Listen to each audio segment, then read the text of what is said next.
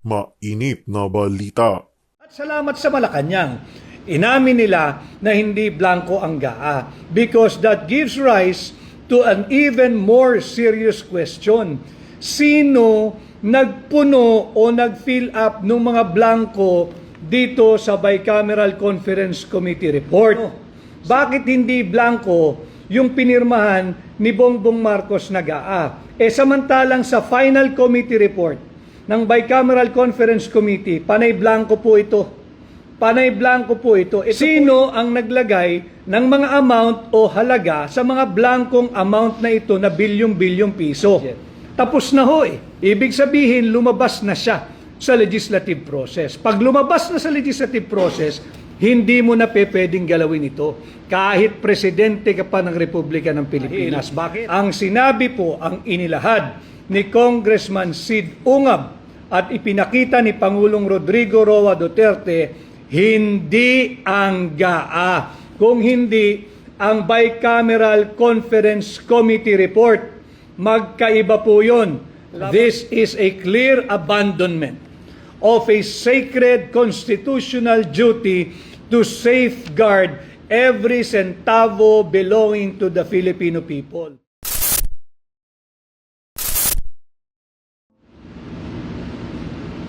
Magandang umaga po sa ating lahat, magandang araw sa lahat ng Pilipino, saan man panig ng mundo.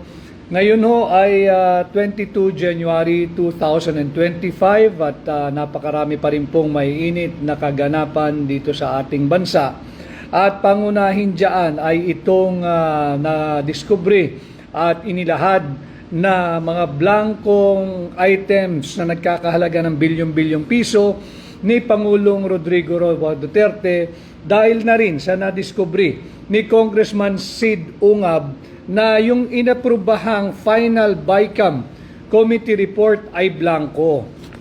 Lagay lang po natin uli, isentro lang po natin uli ang usapan sapagkat alam ho ninyo ay tila nililihis yung usapan tungkol dito sa expose ni Congressman Sid Ungab at inilahad po ni Pangulong Duterte noong nakaraang Sabado. Ngayon no ay ilang araw na mainit at dapat lang naman na maging painit ng painit ang usapin dito sa blankong Bicameral Conference Committee report na siya pong naging pundasyon ng ating budget for 2025. Kaya po natin sinasabi na unconstitutional, unlawful, criminal at immoral itong 2025 budget sapagkat napatunayan ulitin ko, ipakita ko na blanco itong mga items na bilyong-bilyong piso ang halaga sa Bicameral Conference Committee report. At alam ho ninyo, ang unang naglabas ho nito ay walang iba kundi si Congressman Sid Ungab ng Davao. Si Congressman Sid Ungab, para po malaman ho uli ninyo, siya ho ay nagsilbi na veteranong lawmaker, nagsilbing minsan chairman ng Ways and Means Committee ng House of Representatives, naging vice chairman po siya ng Committee on Appropriation at naging 2 beses po siyang naging chairman ng Committee on Appropriation. Yun po yung napaka-powerful na komite diyan po sa House of Representatives sapagkat yan ang nangunguna pagdating sa pag-distribute or allocate ng very limited resources ng gobyerno pagdating sa pananalapi na sila rin ang nangunguna sa paghubog, pagpasa, pagbalangkas ng tinatawag nating annual or taunang budget ng Republika ng Pilipinas. Samahan ko po kayo muna habang kayo po siguro ay nasa daan pa. Yung iba baka late ang simula ng araw ngayon at nag-aalmusal pa. Yung iba naman ay papasok sa eskwela o kaya sa opisina. Samahan ko po muna kayo upang ituwid natin at ibalik sa sentro itong usapin ng unconstitutional, immoral, unlawful, and unconscionable 2025 national budget. Kaya Sir Faye, BICAM attorney, hindi ang may blanco as what you have said. Tama, wala naman pong nagsabi na blanco yung GAA. Wala pong nagsabing blanco ang GAA. Ang nagsabi po hindi blanco ang GAA ang Malacanang. At salamat sa Malacanang. Inamin nila na hindi blanco ang GAA because that gives rise to an even more serious question. Sino nagpuno o nag-fill up ng mga blanco dito sa Bicameral Conference Committee report? Sino? Bawal po kasi yun. Mahalagang pag-usapan natin, sino? Bakit hindi blanco yung pinirmahan ni Bongbong Marcos na GAA? Samantalang sa final committee report ng Bicameral Conference Committee, panay blanco po ito. Panay blanco po ito. Ito po yung pundasyon ng ating taunang budget. Ito po pagka-rinatipikahan, once ratified, certified, and signed by the members. Ayan po, nakapirma ho lahat eh. This is a public document. Hindi natin pwedeng sabihin we are violating anything here. Pera lang naman ng Republika ng Pilipinas ang linalaman po nito. Bilyong-bilyong piso. Pirmado ho eh. Ayan po, pirmado. So this is the final Bicameral Conference Committee report. Ito po yung nagiging basis ng General Appropriations Bill. GAB po GAB. Iba yung GAB, iba yung GAA.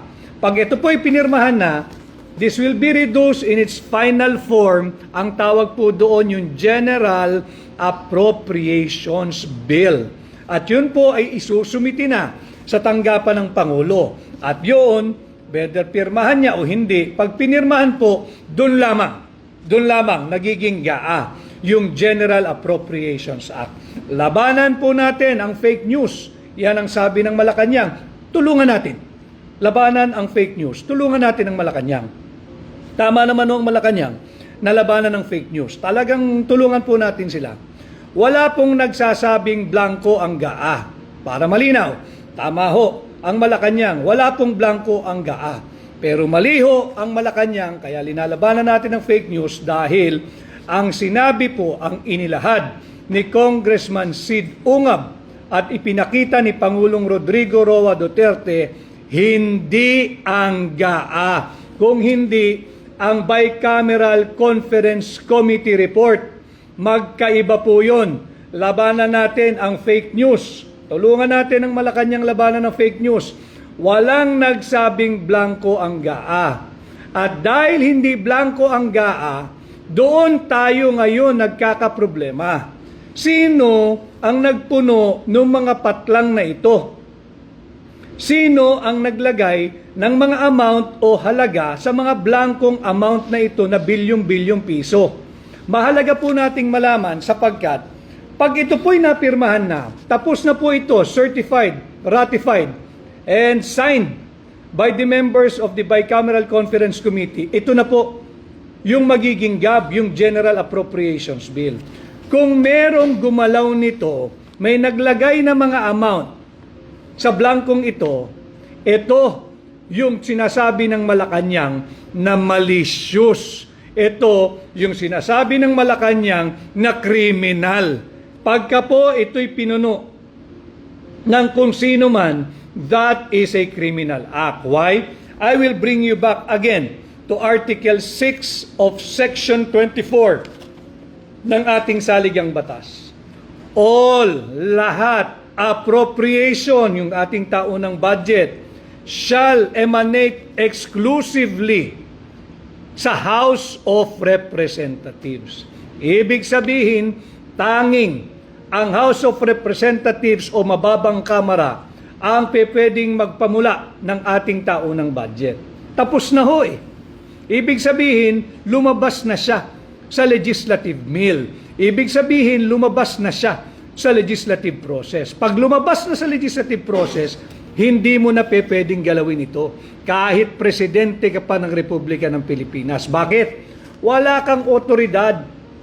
Tanging ang mga miyembro ng mababang kapulungan lamang ang pinahihintulutan at binibigyang kapangyarihan ng ating saligang batas na bumalangkas at magmula ang ating taunang budget. Pag ito ho ay blanco at may naglagay ng halaga na bilyong-bilyong piso, may pananagutan na agad ang Executive Department. At kung ang GAA na sinasabi ng Malacanang na walang blanco, sino ang nagpuno ng mga blankong ito? Yan ang usapin.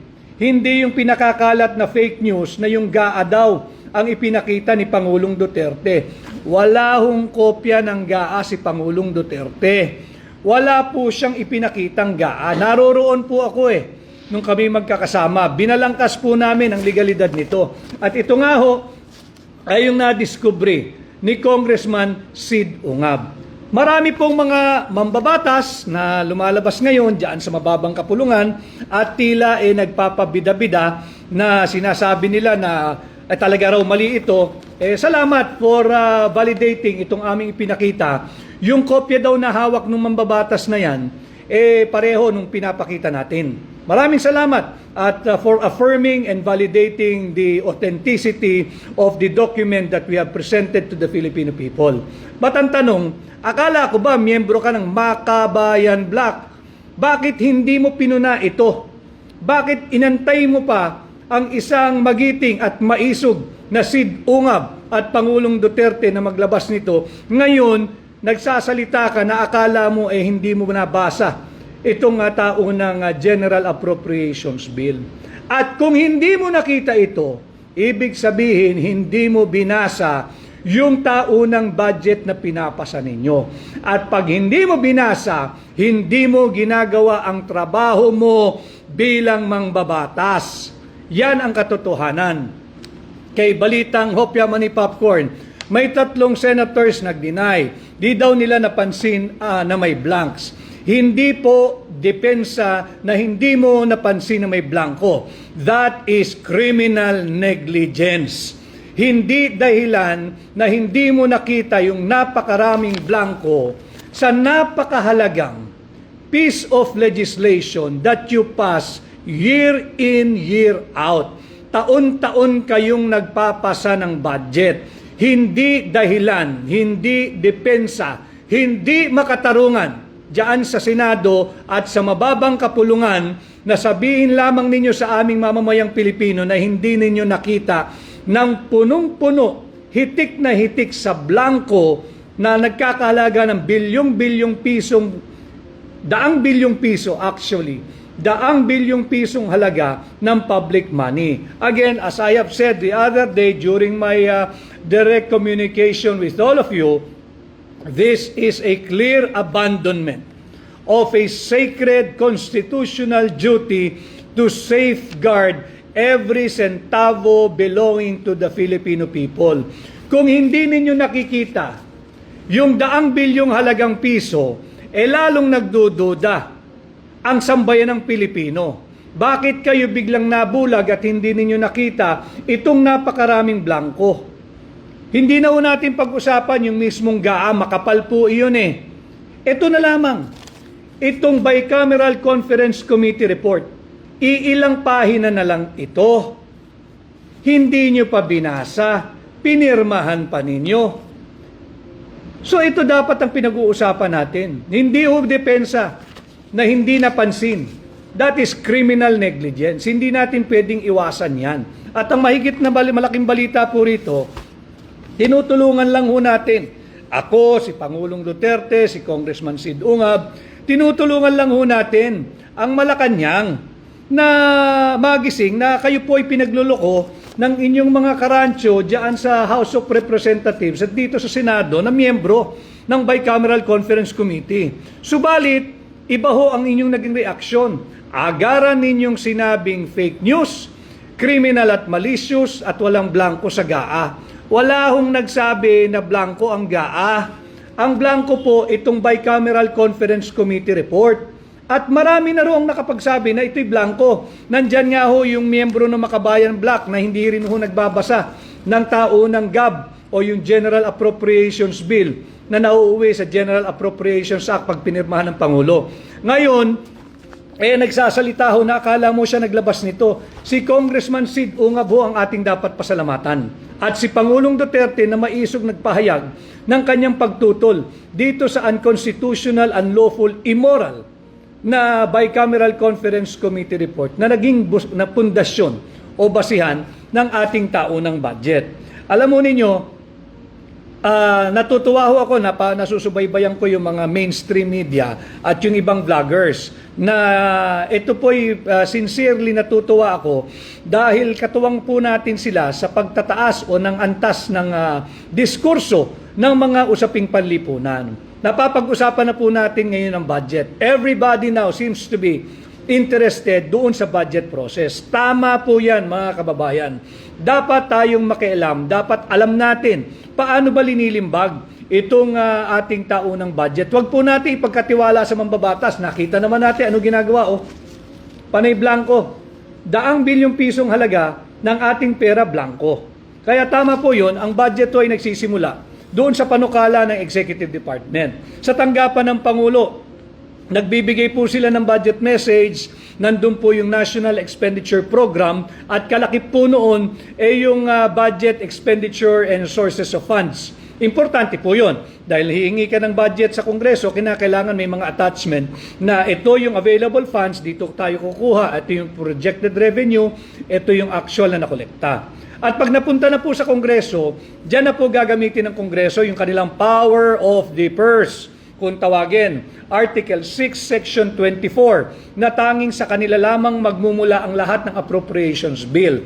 Yan po ang ginawa nila. At pagkatapos po dyan, susumiti po nila ito sa Senado. Yung Senado naman ay babalangkasin din yung sinumite ng kanilang counterpart sa mababang kapulungan.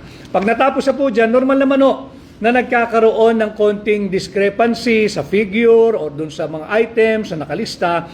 Kaya po nagkaroon ng Bicameral Conference Committee. But the Bicameral Conference Committee is not and never part of the budget process. Hindi po sila kasali, wala po silang kapangyarihan.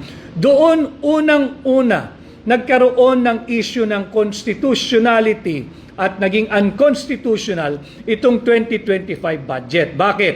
Hinhijack po ng Bicameral Conference Committee yung panukala ng executive.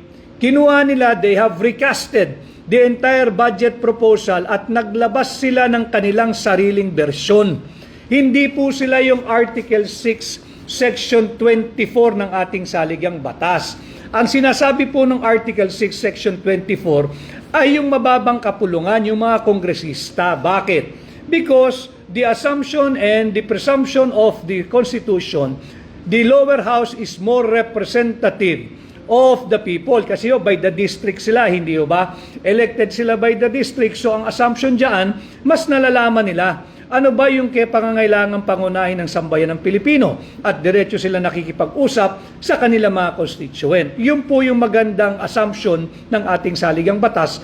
Pero sa katotohanan, hindi po nangyayari yon. Sapagkat hindi naman nakikipag-usap ang karamihan dyan sa mga elitistang kongresista sa kanilang distrito. They are just relying doon sa kanilang kwentuhan siguro dyan sa plenaryo pag sila na lang magkakasama. At pagkatapos po niyan, pag na-reconcile na sana yung mga conflicting figures at mga item na nakalista sa binalangkas na proposed budget, uupo po yung Bicameral Conference Committee. Pero wala po silang kapangyarihang baguhin ang mga amount, ang mga nakalagay na dapat ponduhan o lagyan ng allocation o lagyan ng appropriation.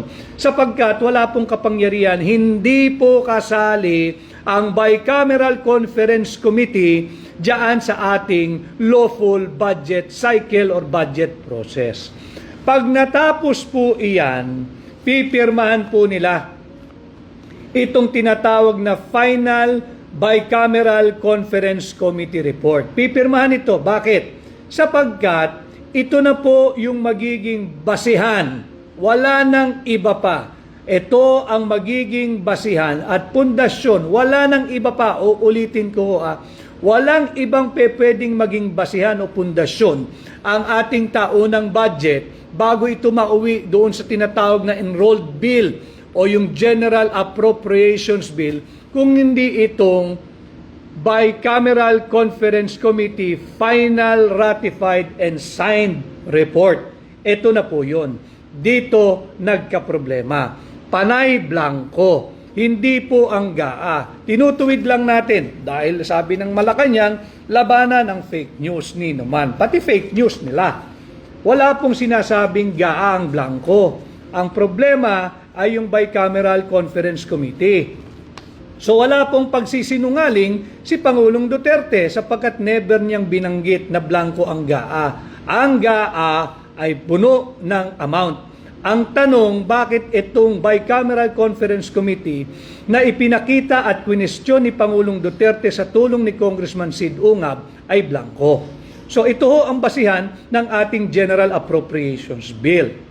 Kay Ms. Bebang, para maliis ang issue sa GAA, attorney, naghearing na naman uli ang TUAD Committee. Huwag niyo pong pansinin nyo, mas malaki po ito. Huwag niyo pong pansinin yun. Eto, dito natin sila singilin for transparency and accountability. Ang sinasabi po, ang in-expose ni Congressman Sid Ungab ay ang mga blanco dito sa Bicameral Conference Committee final certified and ratified and signed report. Doon na po tayo nagka-problema. So, malinaw na ho ang sinasabing blanco ay yung Bicameral Conference Committee report, never GAA. Wala pong nagbanggit ng GAA. Ang nagbanggit po ng GAA ay ang tanggapan ng Pangulo. Salamat, binanggit nila na walang blanco o walang patlang ang GAA sapagkat it only give rise to an even more serious question. Sino ang dapat managot at naglagay ng mga figura o figures or numero o halaga sa mga blankong ito?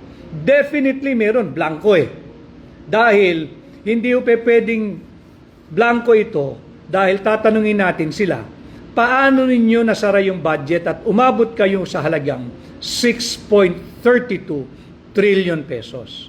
Paano ninyo naabot yung 6.32 trillion pesos total budget for 2025 ng panay blanco ang mga naglalakihan bilyon-bilyong piso, daang bilyong pisong halaga na sadyang iniwan ninyong blanco? Pakisagot.